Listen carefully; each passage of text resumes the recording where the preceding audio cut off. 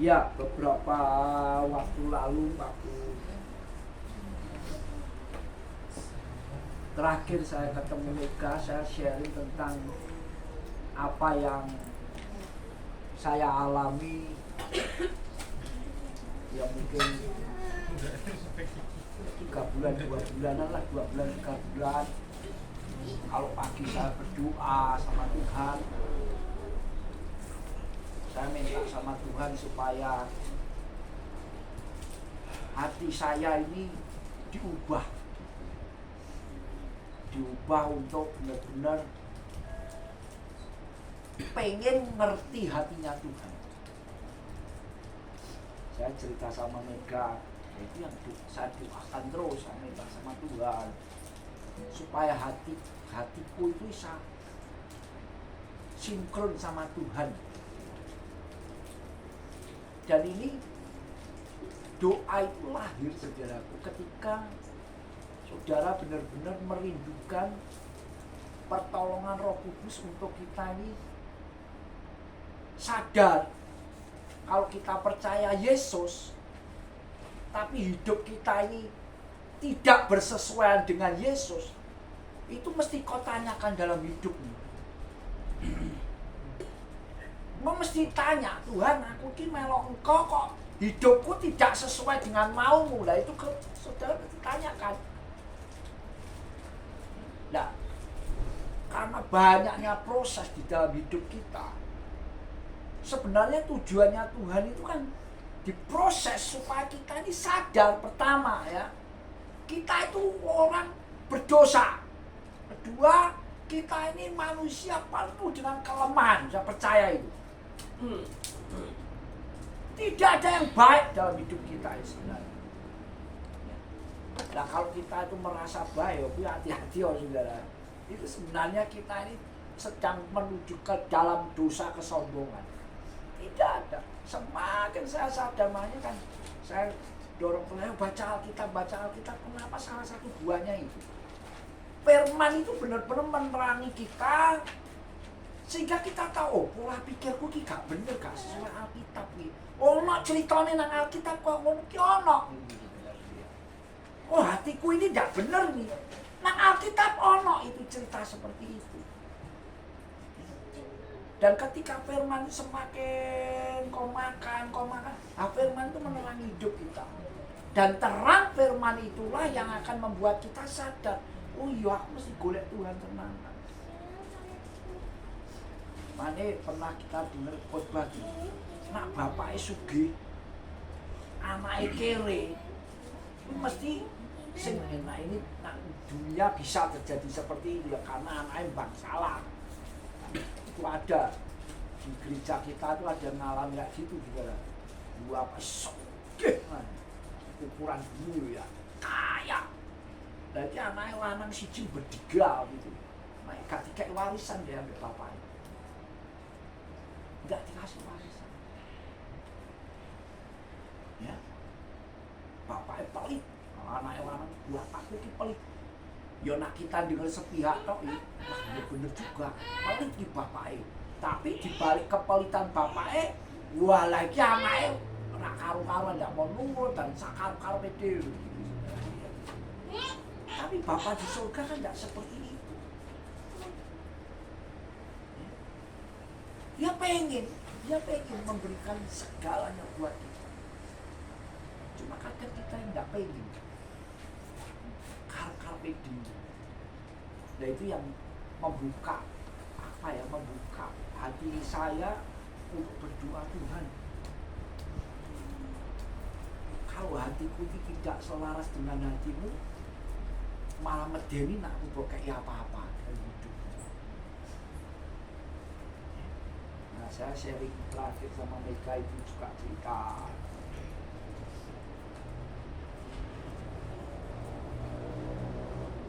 Dan sekali lagi saudara, kalau hidup kita ini semakin seperti apa yang kita nyanyikan, pujikan tadi, dan komentar benar-benar sama Tuhan, nanti permintaan kita itu ora macam-macam. Permintaan kita itu ya Tuhan, aku pengen seperti Engkau. Nah, hari-hari ini kan kalau sharing di karangannya kan yo isine kuwi saudara. Karena tahun-tahun ke depan kalau saudara dan saya itu benar-benar enggak ngalami Tuhan melalui proses-proses yang harus memang kita lalui, saudara akan jadi Kristen yang lemah. Sangat lemah. Tadi pagi saya kan gues itu saya merenung satu perikop di Alkitab. Itu kalau zaman sekarang ya, kita semua orang masih ngomong Yesus Tuhan itu memang kudu ditutupi, harus dibunuh, itu memang iya. Baca Alkitab di kisah ini Yesus kan diundang ke orang Farisi loh, dia diundang makan loh, diundang makan. Terus apa ada orang sakit busung perutnya, terus masuk loh orangnya, terus Tuhan tanya, menurut kalian boleh tidak menyembuhkan orang ini? Mereka diam semua kan. Terus Tuhan sini kan, terus disembuhkan Tuhan kan. Terus orang-orang ada marah situ. Wah, terus Tuhan marahi mereka di situ. Kira-kira mana undang mangan kok undang mereka itu. Kuwi ngelok-ngelok nih baca Alkitab. Tuhan Yesus ngelok-ngelok nih Farisi dilamuk sama Tuhan Yesus. Lagi diundang mangan ya. Lah tuan rumah emang dilolone mbek Tuhan Yesus baca nang Alkitab. Aku tadi di jalan merenungi itu. Nah, aku Tuhan kowe tak undang bener Tuhan. Bilang kaku hati lah, diundang mangan malah ngelok-ngelok. Kok bayar enak di rumah nih. Tapi muncul kata tersinggung. Kita kan gampang, kadang-kadang gampang tersinggung. Terus gampang marah, gak terima gitu. Lalu aku bisa merenungkan kalau saudara itu gampang marah, gampang tersinggung, itu baik. Tandanya apa? Tandanya saudara masih hidup. Masih hidup itu baik. Supaya apa? Supaya saudara sadar hidup kalau seperti tidak berkenalan dengan Tuhan, itu maksudnya. Ya, kita mesti bertobat. Nah, untuk sampai ke sana itu kita nggak bisa berusaha kayak apapun. Jadi orang baik itu nggak bisa, karena dasarnya kita itu sudah jelek. Manusia daging kita ini ora iso dijak baik, nggak bisa. Yang bisa adalah darah dan saya melekat kejar Tuhan dan minta sama Tuhan supaya hati kita ini disetel sama Tuhan. Nah, nanti kalau sudah dibawa sana, saudara mau kena apapun tidak gampang tersinggung. Percaya dan mohon. Gak gampang menyimpan sakit hati, tidak gampang. Nah, ini yang saya kenapa ngomong kayak gini, saya melihat perjalanan hidup Mega yang sekian tahun bersama dengan kita itu kita kan melihat perjuangannya bagaimana sampai akhir hidupnya. Dan yang saya lihat ya seperti pikiran tadi, tidak gampang di dalam 10 tahun harus bergelut. Saya ini kan kalau lihat Nunu kadang-kadang celelean, guyonan, saya kan kerasa laki-laki melarikan diri dengan gayanya dia menutupi, padahal saya tahu persis bagi itu tidak gampang. Sasa mamai jaluk opo dituruti madiamo ngomong itu. Pokoknya salah ngerti lah, salah paham lah. Ada masa-masa yang rasanya itu sumpah. Ya karena saya ngikut jadi saya lihat dia tidak gampang. Tapi ending semuanya adalah di mana kita melihat perjuangan seorang anak Tuhan, saudara kita yang hatinya penuh kepada Tuhan. Itu yang Mega. Tidak gampang. Apalagi Mayani, kemarin saya cerita itu waktu Mega awal-awal desa ngomong itu kan malah diguyoni kita nengok nih ngomongnya bisik-bisik gitu. Jadi sekali lagi contoh yang kita lihat adalah contoh orang yang mencari Tuhan. Nah, kita juga harus ke sana.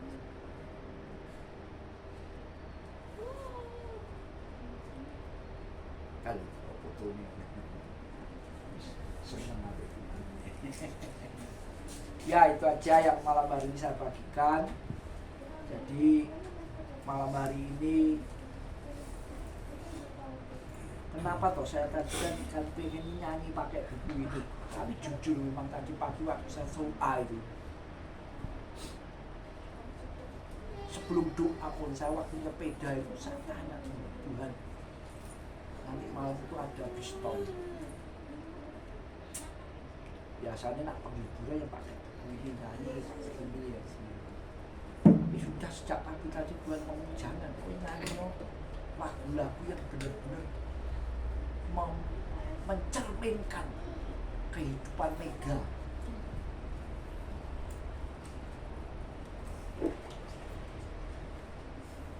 Dan ini benar-benar menjadi berkat buat saya sendiri. Dan ini semoga jadi berkat juga buat kita semua. Amin. Mari kita berdoa. Bapak, kami bersyukur buat persekutuan malam hari ini. Yang kami mau taruh di hati pikiran kami adalah sikap hati daripada anakmu Mega yang sungguh-sungguh mengasihi Engkau.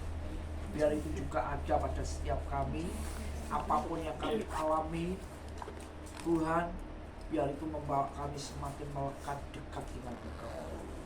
Seperti pujian terakhir yang kami naikkan Tuhan, sekalipun daging kami, hati kami Tuhan hancur, kami tetap Tuhan, di muka bumi ini hanya Engkau saja, keribuan keinginan kami.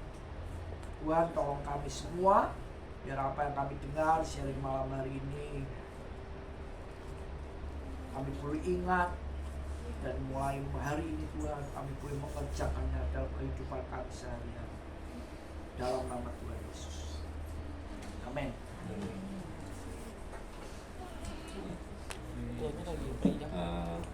Untuk perhatian, dukungan selama ini kami sudah menyelesaikan hati kami. Jadi kami bertiga berempat di sini, jadi sudah biasa lagi seperti apa, karena memang pada dasarnya kita tidak meratapi kepergian, jadi kita tidak meratapi apa yang sudah ada. Tetapi satu sisi kami bersyukur karena Tuhan sudah panggil Mega, dia sudah bersama Tuhan. Satu sisi itu, walaupun di sisi yang lain kita kehilangan, dan kami sudah biasa seperti itu bercanda, kemudian sudah melakukan aktivitas seperti biasa. Dan walaupun tidak gampang, mungkin masih beberapa waktu lagi, tapi kami bersyukur karena punya saudara-saudara yang menguatkan satu dengan yang lain, dan saya sangat bersyukur, sangat diberkati dengan karangannya, diberkati dengan teman-teman dekat, orang-orang yang menolong kami, menghibur kami, mendukung kami, dan banyak orang yang dikirimkan kepada kami untuk mendukung kami, dan di hari-hari terakhir pun juga sama. Dan memang tidak gampang, tapi saya bersyukurnya begini, saat-saat terakhir itu, minggu-minggu terakhir itu saya melayani dia dengan dari pagi, siang, dan sore, malam itu dari pagi kebiasaan kami adalah nyibini Mega, kelasipin, kemudian masak bubur begitu, masak nasi supaya dia masak bubur supaya dia bisa makan. Saya menyenangkan itu, suatu hiburan. Emang makan apa? Nggak mau loh kamu tak beli ke, kamu harus ngomong nanti tak beli ke gitu. Kamu pengen gulai, malam-malam jam 8:30 pengen gulai. Ya tuku gebut makan gulai. Tapi itu dilakukan dengan senang hati. kami memang ada konflik dalam arti saat melayan itu ada sesuatu yang konflik, tapi di hari-hari terakhir kami tidak mengalaminya. Di hari-hari minggu-minggu terakhir hampir tidak ada pernah komplain, tidak pernah apa, tidak pernah. Dan misalnya dia ketemu mama itu, mama kasihan mama ya, belum roti, kamu bikin roti. Saya itu bagian ditolak. Istri saya ngomong, kamu mama bantuin mama bikin roti. Ya wes aku bantuin mama bikin roti. Terus mama ngomong, gak usah, kamu ngapain di bojomu wae. Itu ditolak kanan kiri. Tapi itu bersyukur dalam arti setiap jam saya bangun, jadi saya tidur di kamar ini kadang-kadang, tapi hari minggu terakhir saya tidur di kamar ini. Jadi 1 jam sekali saya tengok dia, kalau dia kasih jempol berarti dia masih baik-baik saja. Tapi kalau dia duduk, diam, berarti dia ada masalah. Biasanya saya panasi, pakai alat untuk pemanas itu, kemudian kalau saya kasih minyak kayu putih kesukaan dia gitu. Jadi itu yang setiap hari kita lakukan. Pernah suatu saat saya kehilangan ini bukan yang kehilangan pertama, sebenarnya kehilangan. Dia di rumah sakit, saya dia ngomong, kamu udah usah nungguin saya begitu. Terus saya tidur di rumah, jadi seperti biasa saya tidur di kamar ini, dan saya lihat kalau tidak ada orang, rasanya kok hilang ya, satu yang hilang begitu. Terus ada adik Mega yang ipare Mega yang cowok yang ipare Mega itu WA saya jam 3 pagi. Mas, bicara tentang anaknya ponaan yang pernah di sini begitu, Mas, ini si Ben seperti ini, Mbok, gini. Oh iya, harusnya begitu. Dia kaget, loh Mas, jam segini kok masih bangun, belum tidur.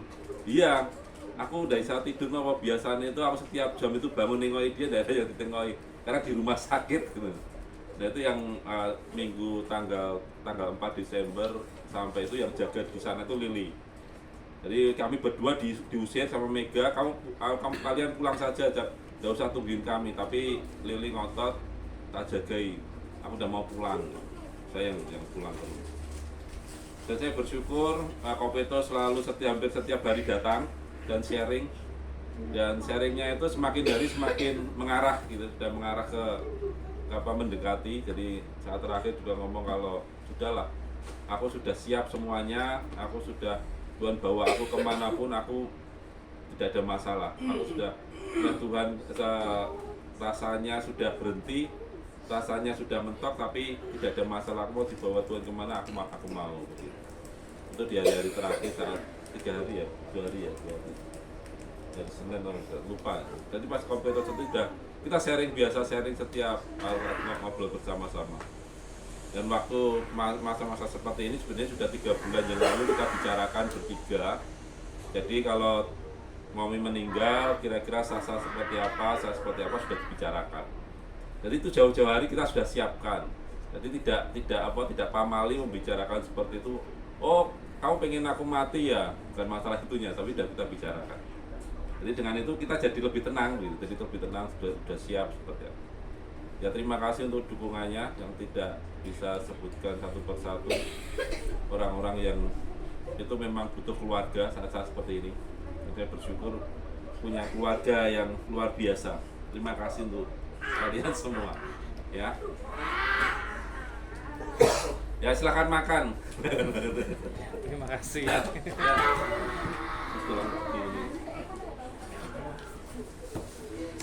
Selain kau. Terus mau siapa nih?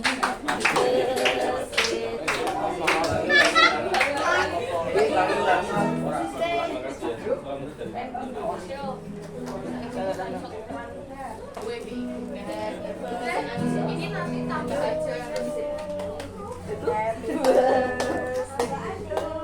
Mati. Happy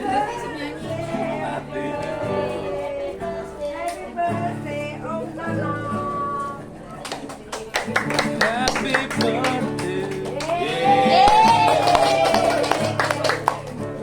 Tolong nanti rotinya juga ikut dimakan ya.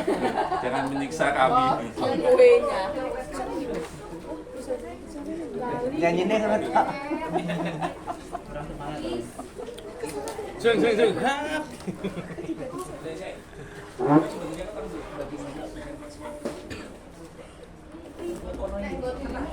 Mana kita Ci Sri?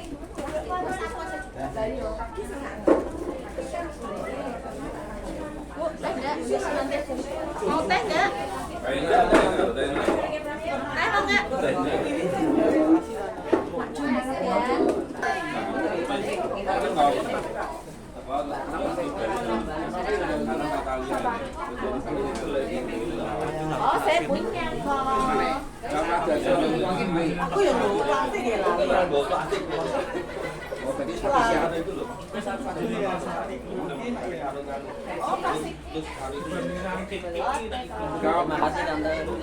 Aku dari tadi di rumah belum muter. Tutup semua. Bikin ku muter lagi.